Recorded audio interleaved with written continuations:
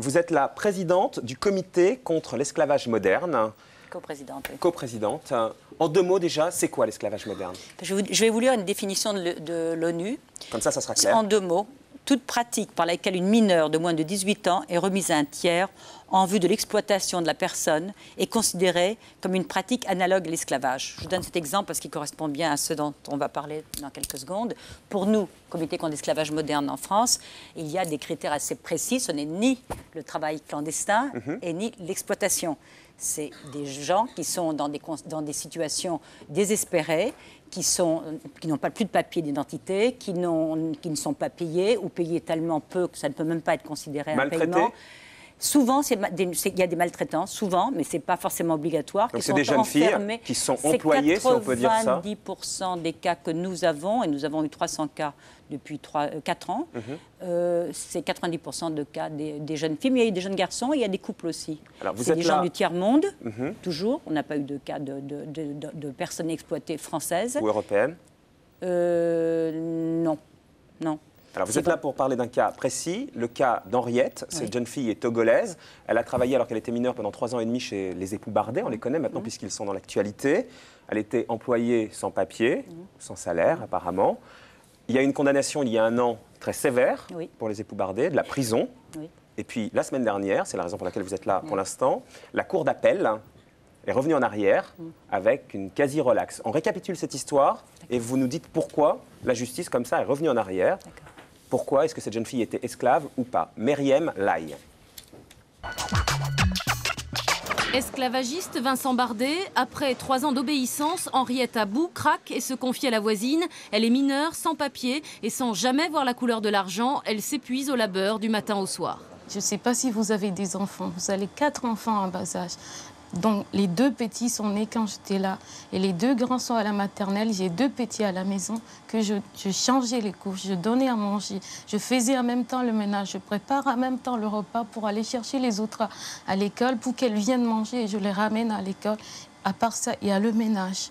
Il y a les linges des 4 enfants, plus les madames et le monsieur qui est là. Elle était ni plus ni moins fille au père, ainsi que cela s'exerce partout pour constituer ce maillon manquant entre les parents et les enfants, sans que pour autant ça s'appelle de la domesticité. Le désarroi, la souffrance d'Henriette, en juin 99, les juges du tribunal correctionnel l'entendent. L'addition est lourde pour les Bardet, 5 mois de prison ferme, 100 000 francs d'amende, 100 000 francs de dommages et intérêts. La parole d'Henriette a été entendue, elle a pu s'exprimer, et tous les témoins qui sont venus à la barre ont confirmé les accusations qu'elle portait contre les époux Bardet. Henriette gagne une bataille, mais la semaine dernière en appel, elle perd la guerre. Volte-face judiciaire, plus question de prison pour les Bardet et seulement 10 000 francs d'amende à payer. Leur seul délit, avoir employé une personne en situation irrégulière, une simple broutille. C'est pas moral, mais c'est une infraction qui n'est pas beaucoup plus grave qu'une infraction au code de la route quand on se gare sur un bateau pavé. Je n'appelle pas ça du tout une condamnation. Vraiment pas. C'est horrible, je comprends rien. Pour la cour d'appel, Henriette avait beau être mineure, étrangère, sans papier, elle n'était ni vulnérable, ni en situation de dépendance. Qu'est-ce que je pouvais faire? Vous ferez quoi à ma place si vous arrivez de votre pays à l'âge de 16 ans, dans un pays aussi grand que la France, que vous ne connaissez rien? Vous allez aller où? Sans papier, sans argent, sans rien dans votre main. Les Bardet, eux, ont aujourd'hui sous la main une nouvelle bonne d'enfant. Je ne sais pas si c'est une Togolaise, mais je pense que c'est une fille au père, comme ça se passe dans toutes nos familles. Je veux dire, chez vous, chez les téléspectateurs, chez beaucoup de gens. Et maître Pierre-Olivier Sur pense que la nouvelle bonne a des papiers et qu'elle est déclarée. Aujourd'hui, pour Henriette, la défaite n'est que judiciaire. Désormais, elle prend soin d'elle et d'elle seule, avec en main sa liberté et des papiers. Je suis en formation d'aide-soignante et j'ai eu mes papiers parce que j'ai réussi le concours d'entrée à l'école. Et à la suite de ça, j'ai eu mon studio, donc je vis maintenant. Et je vis tout seul et j'arrive à gérer mon argent, le peu que je gagne. Et alors qu'Henriette construit sa vie, l'avocat des Bardet poursuit lui sa plaidoirie. Elle a fait la une de la presse, dans des tenues parfois un peu osées. Elle a écrit un livre. Et si aujourd'hui elle perd sur ses demandes indemnitaires et qu'elle a 0 franc dans le cadre de cette procédure, il lui reste quand même ses droits d'auteur. Dominique, j'imagine que vous avez une réaction quand vous entendez l'avocat de la famille Bardet dire qu'elle avait un travail tout ce qu'il y a de plus normal. Vous, qu'est-ce qui vous fait penser comme une contravention. Qu'est-ce qui vous fait penser qu'elle était esclave d'abord? Bon, je vais vous dire, on va tellement prendre tout simplement les faits incontestables, hein, même pas les faits sur lesquels on pourrait éventuellement discuter. Mineur, pas d'argent, 4 ans de travail, pas un sou. Qu'est-ce que vous faites, vous, si pendant 4 ans on ne vous paye pas? Pas un sou. Personne ne le nie, pas plus les Bardet. Elle n'a pas été payée. Ils disent quand même qu'ils ont mis de l'argent sur un livret. Oui, bah, si votre employeur, là c'est la 3, maintenant vous dit un jour qu'il a fait une cagnotte éventuellement pour vous, qu'il ne peut pas préciser où, ni quoi, ni quelle est la somme, parce qu'il ne s'en souvient plus. C'est ce qui c'était dans tous les journaux au moment du procès. Il parlait d'une cagnotte. Le juge lui a dit, elle est où cette cagnotte? C'est quoi une cagnotte? Il a dit, bah, c'est sur des comptes bancaires de ma femme ou de moi. Je dis, mais, donc là, sans papier. Sans papier, sans argent. Sans papier, sans argent. Elle a été obligée de cacher son passeport. Madame Bardet est allée essayer de récupérer le passeport de force. Elle l'avait caché chez une commerçante libanaise tellement elle avait peur des Bardet. Elle s'est enfuie. Elle a prouvé qu'elle voulait partir. Elle s'est enfuie. Elle ne connaissait qu'une personne qu'elle avait rencontrée dans la rue. Elle n'avait jamais de dimanche, jamais de vacances. Ça n'a pas été, c'est pas quelque chose que nous disons. Quand le juge a demandé, dans la première instance au Bardet, quel était son jour de congé, ils ont dit, elle n'a pas de jour de congé, elle fait partie de la famille, elle est avec nous. Alors pourquoi la Cour d'appel aujourd'hui revient en arrière? C'est incompréhensible selon ce que vous dites. Absolument, absolument. J'ai oublié de dire en plus qu'elle était anémie en sortant et qu'il y a eu un certificat médical, qu'ils n'ont jamais fait de démarche, ni pour la scolariser. A priori, à 15 ans, on va à l'école. Là, elle en avait 16 chez les Bardet. Elle aurait pu aller à l'école. Donc, ce n'est pas une fille au père, comme le dit l'avocat? Pas du tout. Une fille au père, même une fille au père, est payée 2 000 francs par mois. Même une fille au père. Là, elle était payée rien du tout. Elle n'avait pas de jour de congé. Si elle avait été une jeune fille au père, après 4 ans, elle aurait des copines. Elle a plein de copines maintenant, Henriette. Elle aurait des copines, elle aurait un petit copain, elle aurait des loisirs. Elle aurait des choses qu'elle aurait faites. À ce moment-là, les Bardet auraient dit, mais attendez, elle est copine avec un tel, elle est copine avec une telle, elle fait ceci, elle fait ça. Il n'y avait rien. Rien. Alors pourquoi la Cour d'appel revient en arrière? Alors on va prendre, moi je trouve que c'est extrêmement intéressant, c'est stupéfiant, c'est totalement stupéfiant, mais c'est des choses qui peuvent arriver dans la justice, c'est-à-dire que...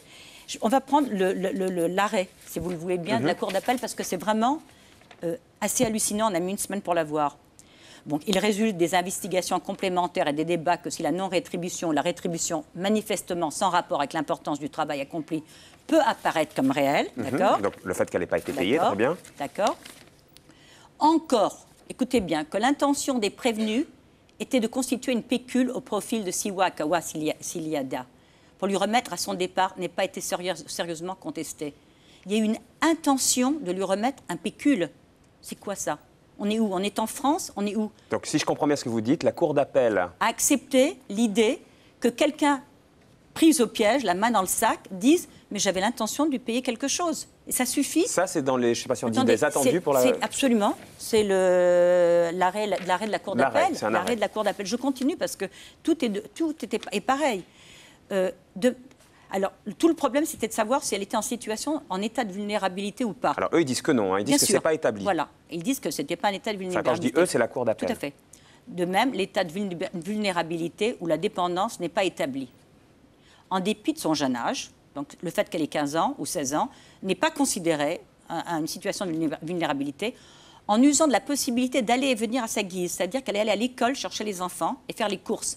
Mais les jeunes filles qu'ils font venir ou qu'on fait venir de l'étranger, on ne les fait pas venir pour les attacher à un radiateur. On les fait venir pour qu'ils travaillent dans la maison, pour qu'ils aillent chercher les enfants, qu'ils fassent les courses. C'est précisément, c'est ça qu'ils appellent en usant de la possibilité d'aller et venir à sa guise. Pas de sortir le dimanche, pas de voir des gens, de faire ça.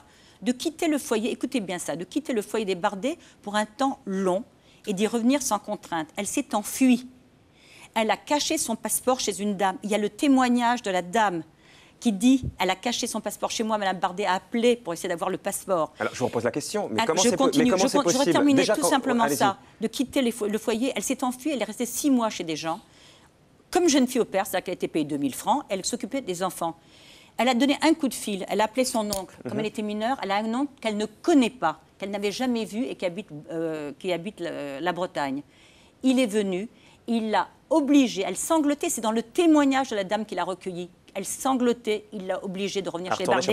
Mais alors je vous repose la question, si tout ça est dans les témoignages, comment ça se fait que la Cour d'appel revient en arrière? Je ne peux pas vous en dire plus, je suis en train de vous lire l'arrêt. Je ne peux pas vous dire plus. Quelles sont les raisons? ayant démontré une forme... Ah oui, le fait qu'elle s'est enfuie a démontré une forme d'indépendance indiscutable. Mais on est chez les fous, là. C'est vraiment... Alors, on est chez les fous. c'est quoi le recours maintenant ? Le recours, ça sera éventuellement, si Henriette veut aller en cassation, on ira en cassation, mais le fond ne sera plus rejugé.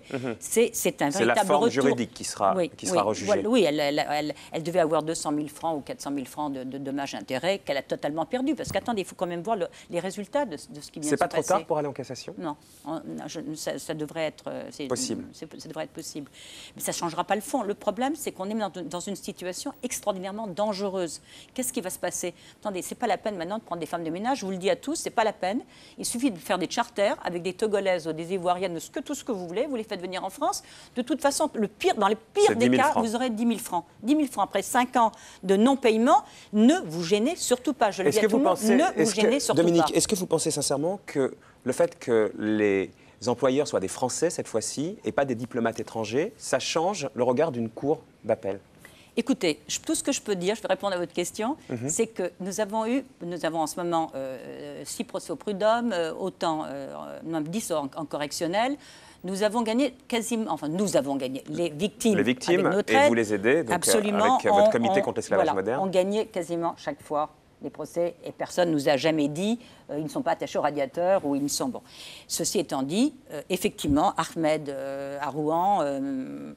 Un an de prison ferme, pourtant Ahmed est un homme, il était sur les marchés avec un boucher, donc il était sur les marchés, il pouvait parler à 25 personnes, on a jugé qu'il était vulnérable, malgré tout. Mais c'est parce qu'il était employé, par des diplomates était marocain. Étrangers. Non, par des étrangers, simplement. Marocain. D'autres employeurs, ça c'est la première fois que c'est effectivement un Français comme vous et moi. Et ça, je ne peux pas dire, c'est pour ça. Je constate seulement que sur toutes les autres condamnations, il s'agissait de Malgaches, d'Ivoiriens ou de Marocains. À vous d'en tirer les conséquences, je ne sais pas. J'ose espérer que ce n'est pas ça, parce que je crois vraiment aux droits de l'homme. Je crois que nous sommes le pays de droits de l'homme, que nous méritons mieux qu'un jugement de ce genre. Et je me battrai jusqu'au bout, et j'espère que tous les autres gens autour de moi se battront autant pour qu'on aille jusqu'au bout et qu'on n'accepte pas ce genre de situation en France. Ce n'est pas possible. On ne peut pas, en France, aujourd'hui, accepter des situations pareilles. Très bien. Merci beaucoup, Dominique Torres. Je vous en prie. Bonne continuation dans votre combat, dans votre lutte.